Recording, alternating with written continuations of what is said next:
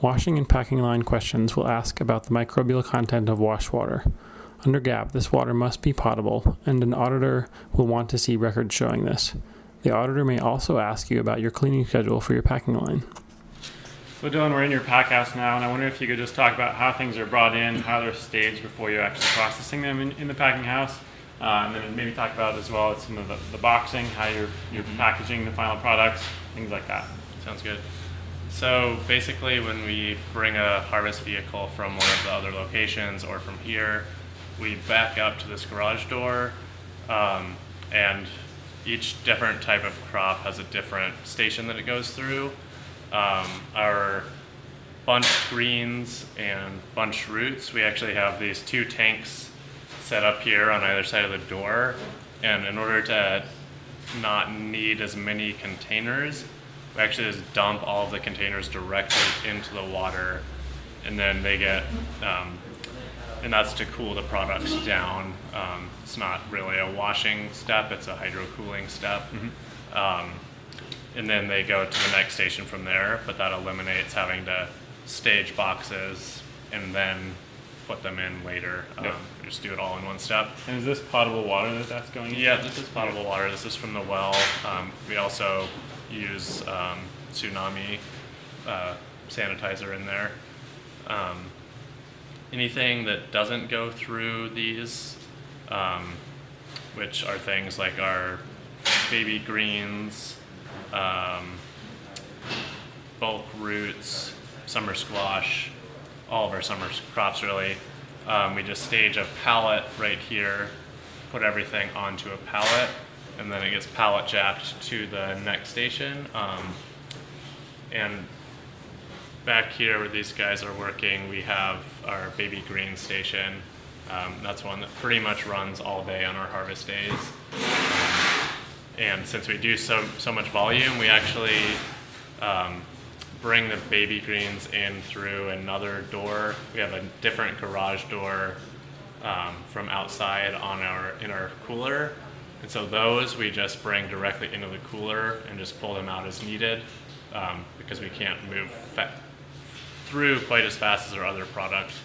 Like the bunched kale and roots, we can do several hundred bunches in like 15 minutes, because we're just dunking them through, chopping the stems on the kale, and then packaging. And for our packaging, we use several different box types. This chaotic pile are boxes we get back from accounts. We try to use those just for the economical purpose of that, but we also have boxes purchased so that we always have inventory. And in order to reduce any risk on the reuse boxes and even the new boxes, we always put a box liner in the box, and that gives a complete barrier to even if it wasn't on our end, if a grocery store produce manager puts the box down on a dirty floor, we still have that bag liner that protects it if the box itself gets muddy. Right. But our policy in the pack shed is nothing ever touches the ground, so everything's on pallets or mini pallets. We also have a dolly system with smaller pallets that aren't the full size. Great. Yeah. And then you mentioned bringing a lot of volume through, and if I remember correctly from your lot number in the field, the lot number is 1 day, so you can process everything at once, and you kind of balance the risk of maybe recalling a bunch of things from 1 day if there's an issue, but also the ease of using everything, so you don't have to change the water every single box. Is that kind of how that's run? Yeah, it is, and we are also getting better in working on a really precise field harvest records. So the last couple of weeks we've been doing actual amounts from each bed, and so for that lot number that day we know which beds we harvested from. So if there was an issue in the field, we could pinpoint that to this one bed of kale that we harvested that day instead of our entire acre of kale. And so that's kind of how we're managing that, so we don't, if there was an issue, we wouldn't need to just stop harvesting from an entire field. We can know which bed whatever it is came from. Great. So it sounds like you're able to adjust your plan even during the season as you make changes to your production as well. Yep, exactly. Great. So we're over here at your packing area, and I was wondering if you could just talk about your final packing boxes, the cardboard boxes you're using, where those end up. Do you get a lot of them back? Do you reuse them? How that works? Okay, well, we buy pallets of boxes, and they're starting to get a little expensive, but that's part of the deal. And everything that we wholesale goes into a new box, and then we stamp, it has our label on it and that. And for farmers market though, we will reuse boxes if they're clean, and if they're not clean, they get thrown over there in our box pile. And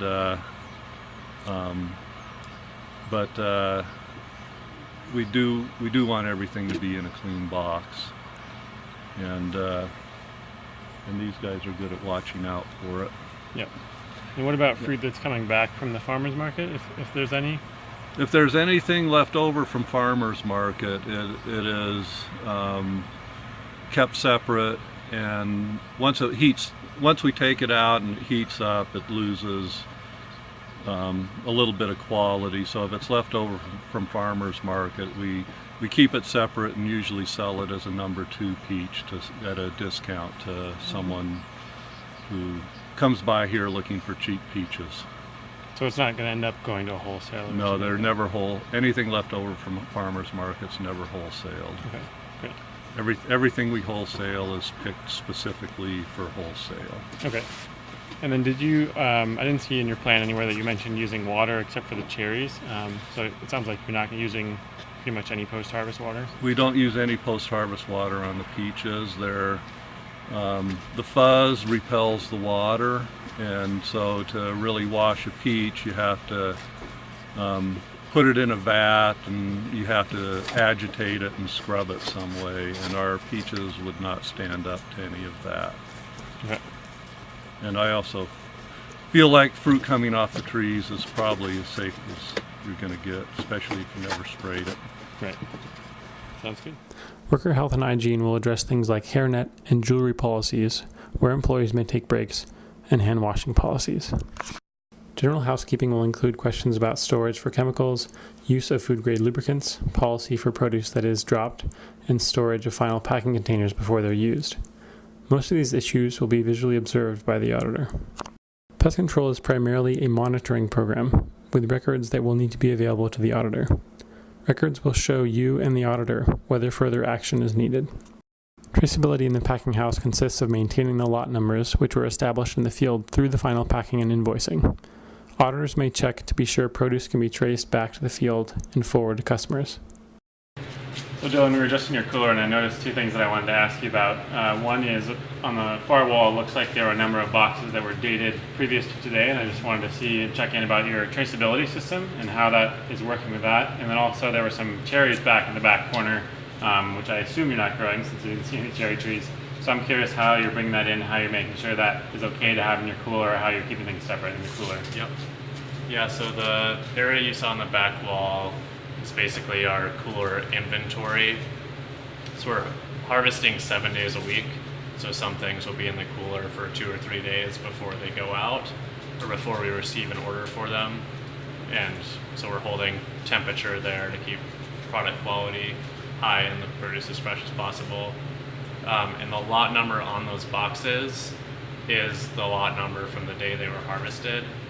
And so if they're not already packaged up in their wholesale box with that label, if it's a bulk bin, we transfer the lot number that's on that bin onto the finished box with its label. All right, so on our boxes, we have the lot number. So when we take something out of that cooler inventory, we have the field lot number on there, and when we repackage it, we transfer that lot number onto our final label for the final package. So we have a complete continuous flow from the field, knowing where things came from, what day. And at the end of every day after all of our accounts orders are put together, we have another sheet that has every product for that day and every account that it goes to. And so we go through each account's pallet, their stack of boxes, and write the number on the box on that sheet so that we have a full record of every day and every account, everything that we do. We can have that on one piece of paper. Great. So it sounds like the lot numbers are being associated with the orders that they're filling. Exactly. That's great. And then what about the cherries in the back corner? How did you guys decide to get that in? How are you keeping that separate? The cherries we brought in from Western Montana Growers Co-op, and they're a GAP certified distributor. Great. And so we're able to keep our GAP standards up. Because they're certified. Because they're certified, yeah. Great. So we know that they're doing what they need to do, and we keep those separate in our cooler from stuff that we're bringing in. So it's pretty easy with the cherries, because we don't grow cherries. Yeah. But if we had a product that wasn't from a GAP certified producer, we would have to have a separate way of dealing that. And